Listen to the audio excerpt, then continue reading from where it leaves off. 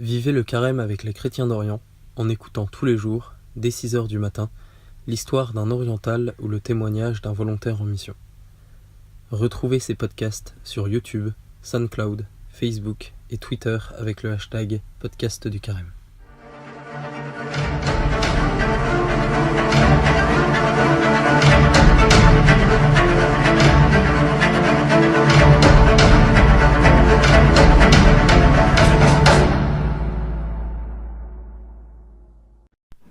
Nous nous trouvons aujourd'hui au cœur du quartier des chiffonniers à Esbet El-Nar. Je suis avec le docteur Adel qui a bien voulu répondre à ce petit interview. Alors docteur, pouvez-vous nous dire brièvement comment vous en êtes arrivé à travailler à Esbet comme médecin des chiffonniers?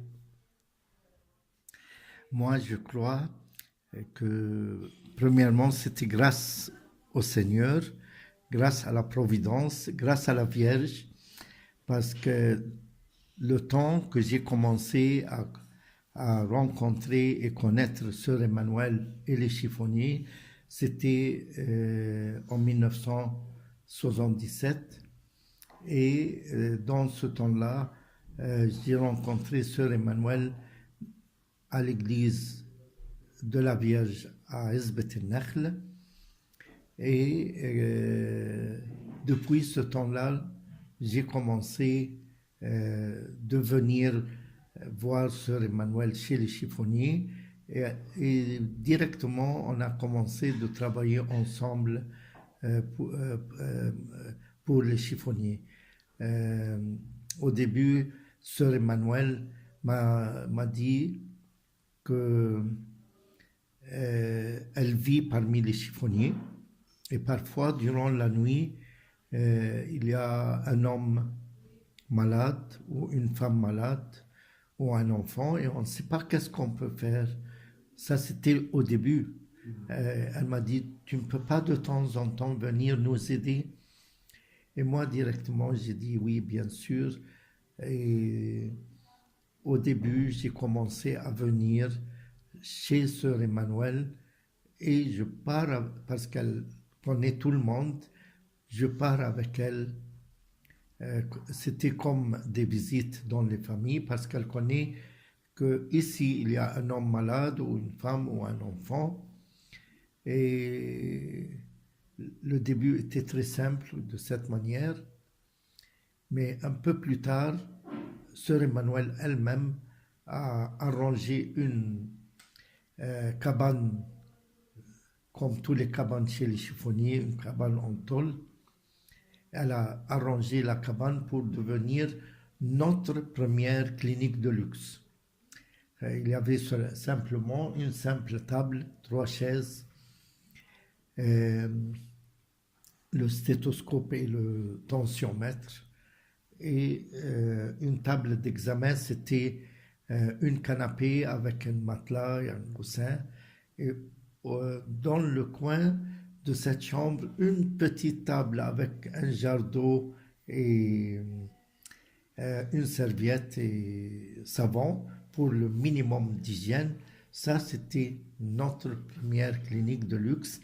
Je peux dire que maintenant, grâce au Seigneur, nous avons, grâce au Seigneur et la générosité de tout le monde, et les chiffonniers, Sœur Emmanuel, et tout le monde qui ont participé maintenant au centre Salam, le centre médico-social, ça existe un hôpital et d'autres activités pour les handicapés, pour les personnes âgées, pour des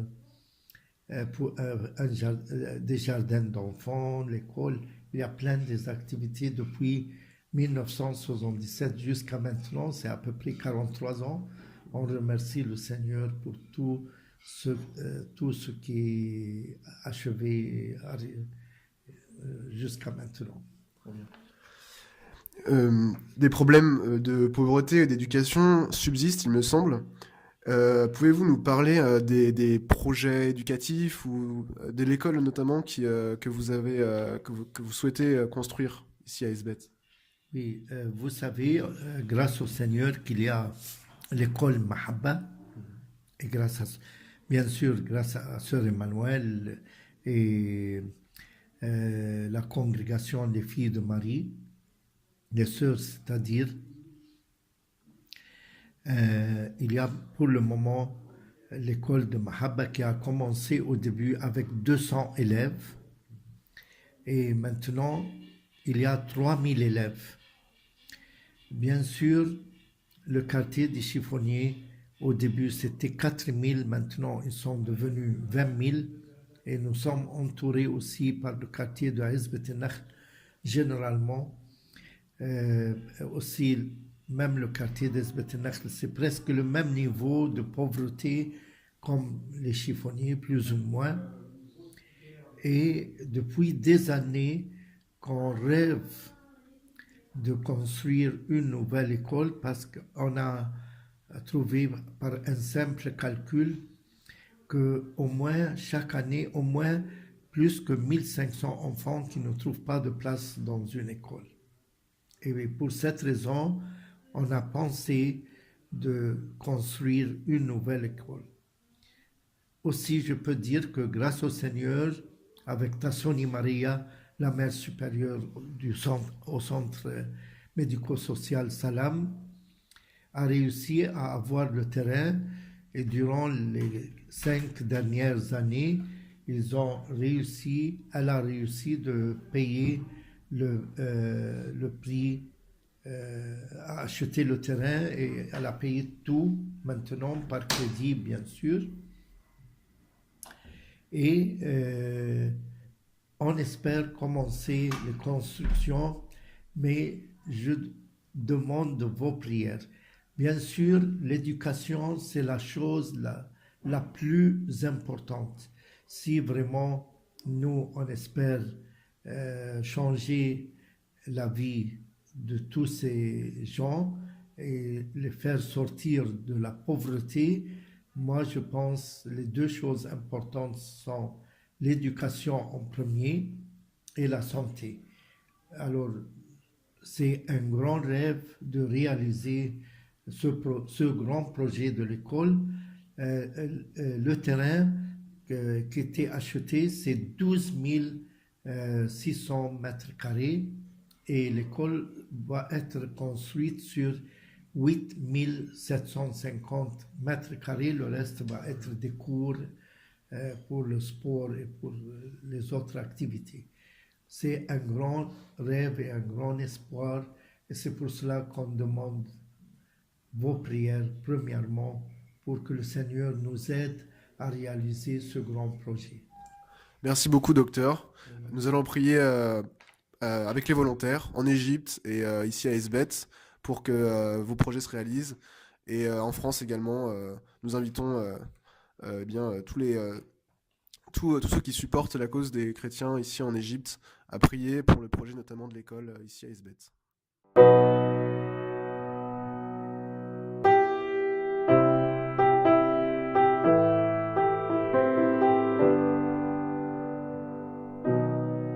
Nous confions à vos prières les chrétiens d'Orient, nos grands frères dans la foi. Nous vous confions également les volontaires pour que leur mission soit sainte et épanouissante. Si ce podcast vous a plu, n'hésitez pas à le partager. Vous pouvez également le retrouver à l'écrit sur le site de l'association www.soschrétiendorient.fr.